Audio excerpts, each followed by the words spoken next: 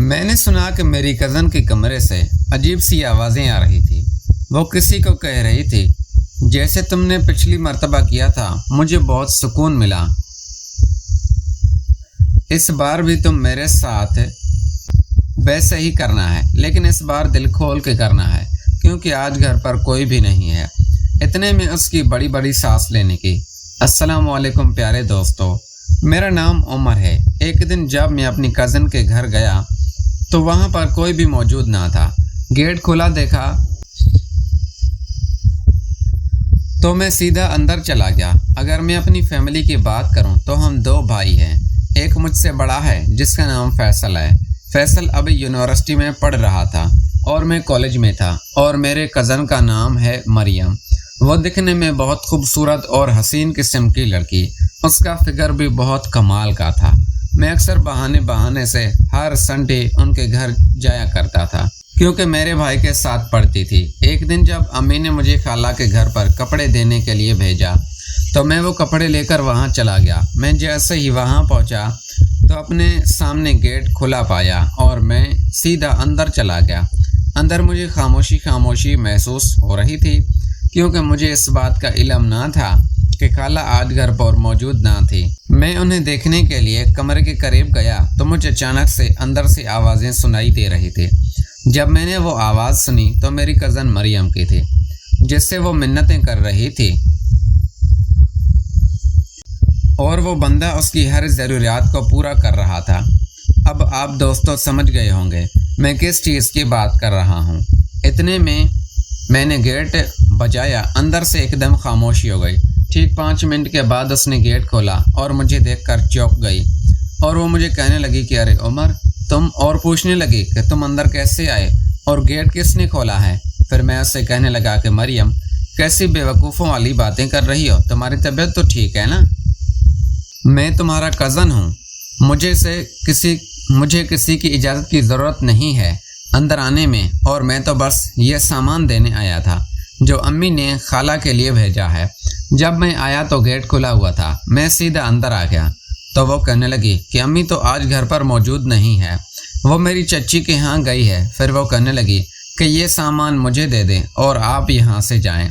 میں اس سے کہنے لگا مریم میں اتنی دور سے آیا ہوں، تم تو مجھ سے چائے پانی کا بھی نہیں پوچھ رہی ہو۔ خیر چھوڑو، مجھے آپ سے ایک ضروری کام بھی تھا۔ وہ کہنے لگی میں معذرت چاہتی ہوں لیکن ابھی میں فری نہیں ہوں کیونکہ میری دوستیں آئی ہوئی ہے۔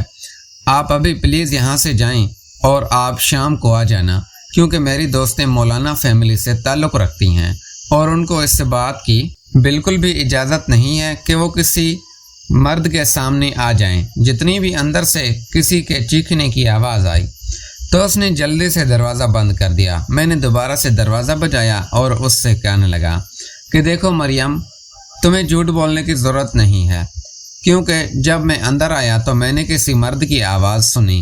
یہ سنتے ہی وہ خاموش سی ہو گئی۔ اتنے میں نے بھی مریم کو دھکا دیا اور کمرے کے اندر آ گیا۔ میں نے جیسے ہی دیکھا تو میں دنگ رہ گیا۔ ایک نوجوان لڑکا جو قدرتی لباس میں بیٹھ کے کونے میں کھڑا تھا۔ یہ سب دیکھ کر وہ دونوں ڈر گئے۔ پھر وہ مجھے کہنے لگے کہ دیکھو عمر، میں تمہارے آگے ہاتھ جوڑتی ہوں، پلیز تم اس بارے میں کسی کو مت بتانا۔ اس بات کا موقع فاتحہ ہی میں ان دونوں کو ڈرانے لگا اور دھمکانے لگا۔ وہ لڑکا بھی مجھ سے معافی مانگے جا رہا تھا، تب بھی میں اسے کہنے لگا کہ تم خاموش کھڑے رہو، میں اپنی کزن سے بات کر رہا ہوں۔ اتنے میں وہ دونوں میرے پیر پکڑنے لگے۔ پھر میں نے ان کو تسلی دی اور کہنے لگا کہ دیکھو اگر تم چاہتے ہو کہ میں یہ بات کسی کو نہ بتاؤں، جو تم اس کے ساتھ کر رہی تھی وہ سب تمہیں میرے ساتھ بھی کرنا ہوگا۔ اگر سودا منظور ہے تو ٹھیک ہے، ورنہ میں خالہ اور خالو کو بتا دوں گا۔ پھر مریم کہنے لگی عمر آپ تو میرے بھائی ہیں، مجھے آپ کے ساتھ یہ سب کرتے ہوئے بالکل بھی اچھا نہیں لگے گا۔ تو میں کہنے لگا کہ بس ٹھیک ہے، جب تک خالہ نہیں آتی تب تک میں یہیں بیٹھتا ہوں۔ پھر مریم کا بوائے فرینڈ مریم کو سمجھانے لگا دیکھو تمہیں ایسا کرنا ہوگا، اگر تم نے اس کی بات نہیں مانی تو یہ سب کو سچ بتا دے گا، تم سوچ بھی نہیں سکتی اس کا انجام بہت برا ہوگا۔ تھوڑی دیر سوچنے کے بعد بالآخر وہ مان گئی۔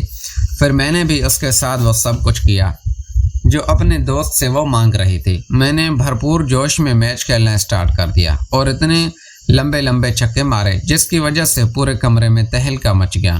میں نے 1 سے 1.5 گھنٹہ اس کے ساتھ کھیلتا رہا۔ اب مریم کی حالت بہت بری ہو چکی تھی کیونکہ ایک ہی پچ پر 2 کھلاڑیوں نے میچ کھیلا تھا جس کی وجہ سے پچ کی حالت بری ہو گئی۔ اتنے میں پھر وہ مجھے کہنے لگی کہ پلیز اب بس بھی کرو، مجھ میں اور ہمت نہیں رہی۔ یہ بات سن کر مجھے ترس آ گیا اور میں تھوڑا سا دور ہوا۔ پھر میں اسے کہنے لگا کہ دیکھو مریم، میں نے تمہارا اتنا بڑا راز کو دفنایا ہے اور مجھے جب بھی اس چیز کی ضرورت پڑے گی تو تم مجھے منع نہیں کرو گی۔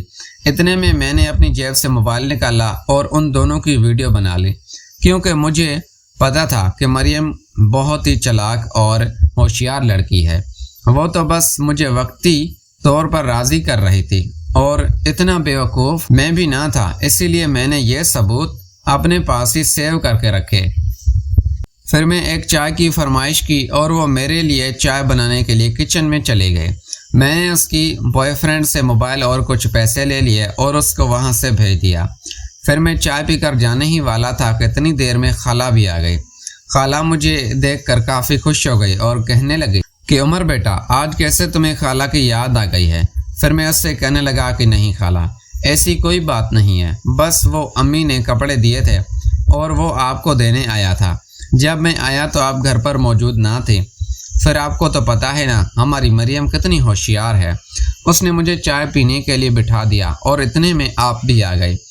پھر میں اس سے کہنے لگا کہ اچھا خالہ میں چلتا ہوں کیونکہ مجھے آئے ہوئے کافی دیر ہو گئی ہے اور ویسے بھی آپ کو تو پتہ ہے گھر پر کتنے کام ہوتے ہیں۔ پھر خالہ کہنے لگی کہ ارے کیا بات ہوئی، تم پورے 1 مہینے کے بعد آئے ہو اور تمہیں کھانا کھائے یہاں سے جانے نہیں دوں گی۔ میں نے کافی ضد کی لیکن خالہ نے میری ایک بھی نہ سنی۔ اتنے میں وہ مریم کو بولی کہ تم جلدی سے بھائی کے لیے کچھ اچھا بنا کر لے آؤ، اور وہ میری طرف دیکھنے لگی۔ اس کا غصہ مجھے واضح صاف دکھائی دے رہا تھا کیونکہ میں جانتا تھا کہ مریم بہت تھک چکی ہے، اس میں بالکل بھی ہمت نہ بچی تھی اور اوپر سے خالہ نے اسے کھانے بنانے کا کہہ دیا۔ پھر ہم سب مل کر کھانا کھانے لگے۔ کھانا ختم کر کے میں کچن میں چلا گیا ہاتھ منہ دھونے کے لیے۔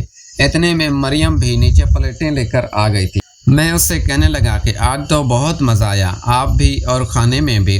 یہ کہہ کر میں نے ایک زوردار سا جھٹکا لگایا اور وہاں سے چلا گیا۔ جب میں گھر پہنچا تو اتنے میں مریم کا واٹس ایپ پر میسج آیا اور اس نے مجھے معافی کے ایموجی بھیجے ہوئے تھے۔